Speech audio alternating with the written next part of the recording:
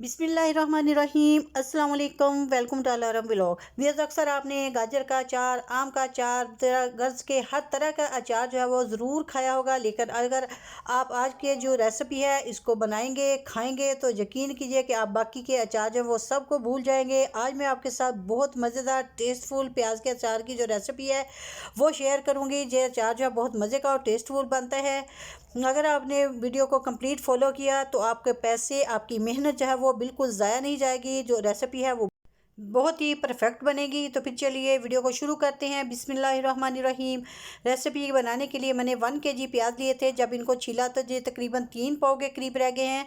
और इस रेसिपी के लिए मैंने जो प्याज लिए हैं वो छोटे साइज़ के लिए हैं। तो इनको छीलने के बाद इनको धोइएगा ज़रूर, क्योंकि इसके अंदर एक दूध सा जो मादा होता है वो अच्छे से साफ़ होना चाहिए। फिर इनको खुश्क करके तो अब बाद में इसके ऊपर लगाने हैं हमने कट हम इस तरह से लगाएंगे। एक साइड से पहले हमने कट लगाना है, फिर दूसरी साइड से ऐसे टर्न करके तो दोनों साइडों से कट लगाने हैं। इस तरह से ये 4 हिस्सों में डिवाइड हो जाएगा। तो इसी तरह से हमने सारे प्याज जो है उनको कट लगा लेना है। प्याज जो है अचार के लिए हमें छोटे साइज़ के ही चाहिए। अगर हो सके, जितना हो सके आप प्याज छोटा लें। अगर बड़ा साइज़ का प्याज है तो आप इसको ज़्यादा कट लगा सकते हैं। तो इसलिए मैंने जो प्याज थे वो छोटे थे, तो इसलिए मैंने इस तरह ही कट जो है वो लगाए हैं। कट जो है अपने बिल्कुल नीचे तक नहीं लेके जाने, थोड़ा सा छोड़ के प्याज जो है वो कट इतने ऊपर तक है वो हमने लगाने हैं, ताकि जो प्याज है वो अलग अलग ना हो जाए। क्योंकि हमने इसके अंदर जो है वो मसाला जब भरेंगे तो फिर अगर कट ज़्यादा डीप हुए तो ये अलग अलग हो जाएंगे। तो इसलिए जो प्याज का कट है वो थोड़ा सा ऊपर करके ही लगाएं तो बेहतर है। तो अब ये स्पाइसेस हैं जो हमने मसाला बनाना है उसके लिए।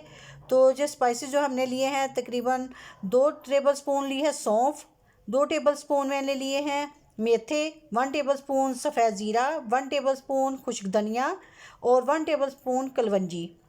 और इन सारे मसालों को क्या करना है हमने कि जो ग्राइंडर की डब्बी है उसके अंदर डालेंगे इसको और इनको दरदरा सा पीस लेंगे।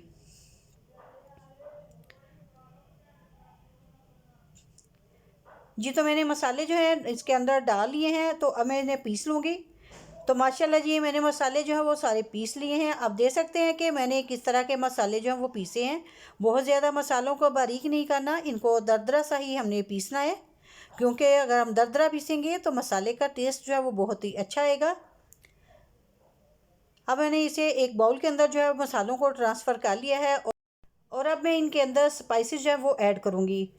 तो स्पाइसेस में सबसे पहले मैं हल्दी पाउडर 1 टेबलस्पून हल्दी जाएगी इसके अंदर, 1 टेबलस्पून सुरख मिर्च पाउडर,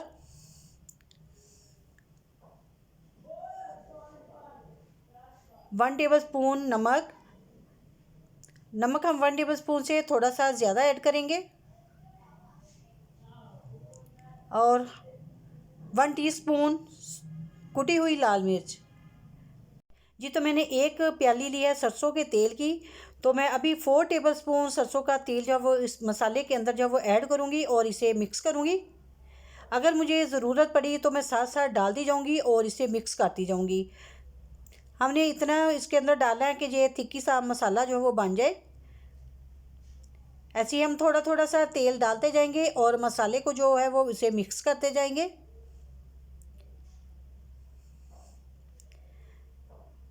हमें इतना सा मसाला थिक्की चाहिए कि जो हमें प्याज़ों के अंदर जब हम भरें तो ये मसाला जो है वो बाहर ना निकले।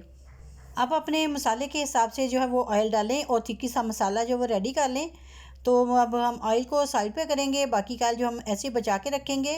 तो फिर आगे जाके मैं बताऊंगी कि उस जो तेल था सरसों का उसे हमने बाद में जो है उसे क्या करना है।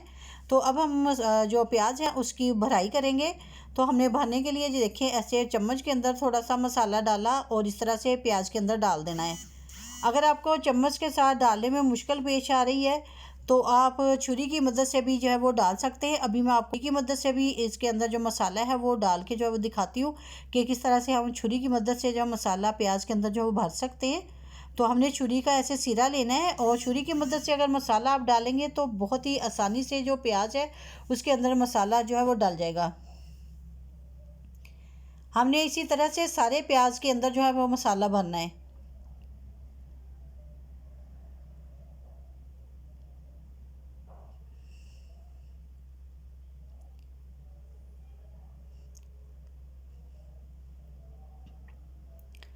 हमने इतना मसाला इसके अंदर भरना है कि मसाला जो वो बाहर ना निकले, प्याज के अंदर रहे। तो आप देख सकते हैं कि मैंने किस तरह से प्याज के अंदर जो वो मसाला भरा है। इसी तरह से मैंने सारे प्याज है उनके अंदर मसाला जो भर लिया है। और जो बाकी का मसाला बचा है, थोड़ी सी मैंने मिर्चें ली हैं और इनको भी ऐसे ही इस मसाले के साथ भर लेंगे। अगर प्याज के अचार में थोड़ी सी मिर्चें डाल लें तो इससे टेस्ट जो बहुत ही अच्छा सा आएगा। और जो अभी मसाला जो हमारा बच गया, इसे ऐसे ही हम एक साइड पे रखेंगे और बाद में मैं बताऊंगी कि इसे हमने क्या करना है। और 5 से 6 लेमन लेके इसको भी मैंने सेंटर से कट कर लिया है। तो अभी मैंने जो सरसों का तेल बाकी बचा था उसे मैंने कढ़ाई के अंदर ऐसे ही डाल लेना है जी। तो तेल मैंने डाल लिया। जैसे ही तेल गर्म होगा तो प्याज जो मैं इसके अंदर ऐड करूँगी जी। तो ऑयल जो था वो गर्म हो चुका है और अब मैंने इसके अंदर जो प्याज है वो ऐड कर रही हूँ। तो प्याज हमने ऐसे ही सीधे सीधे रखने हैं। इसको हमने नीचे की तरफ मुंह करके नहीं इसको रखना है। जैसे मसाला ऊपर को है तो हमने प्याज़ों को इस तरह से सेट करके तो रख देना है। तकरीबन 1 से 1.5 मिनट हम ऐसे ही इसको कुक करेंगे, फिर हम इसकी साइड जो वो चेंज करेंगे।